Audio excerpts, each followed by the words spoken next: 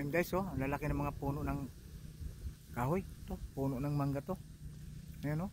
Kaya lang wala pang bunga. Ayun, may namumulaklak na, ayun, oh. Ayun, oh. Maliliit pa.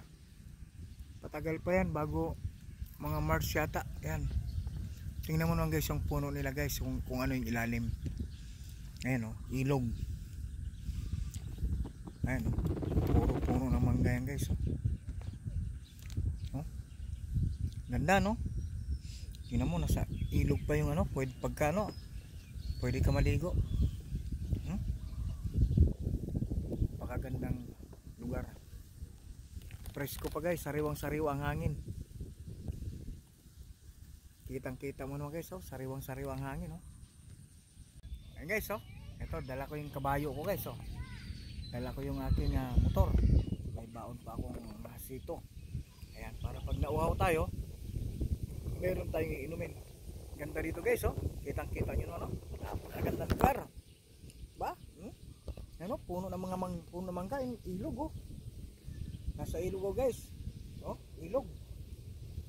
Napakagandang lugar. Ang fresh na fresh. Fresh na fresh yung hangin guys, oh. Tingnan mo talaga guys, oh. Napakasarap ng hangin dito guys, promise.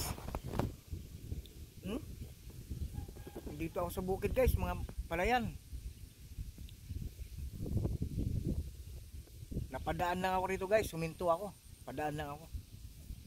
Napakaganda ng view. May galing ako sa pinuntahan ko. Ayan, pauwi na ako ng bahay. Pauwi na ako guys.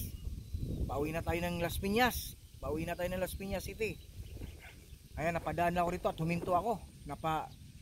Napatingin ako sa mga magagandang view. Tingnan nyo naman guys, oh. Yun ang view na yan guys. Saan nyo hanapin yan? Sa Las Piñas walang ganito. Sa Las Piñas mainit, dito napaka-presko. Ang sarap ng hangin. Sariwang sariwa, di ba? So ano pang hinihintay natin guys? So bago na lahat guys, thank you so much. Maraming salamat sa inyo lahat yan. Sa mga sumabaybay at sumusuporta sa aking mga video, sa aking mga vlog. Ayan, nandito ako rin sa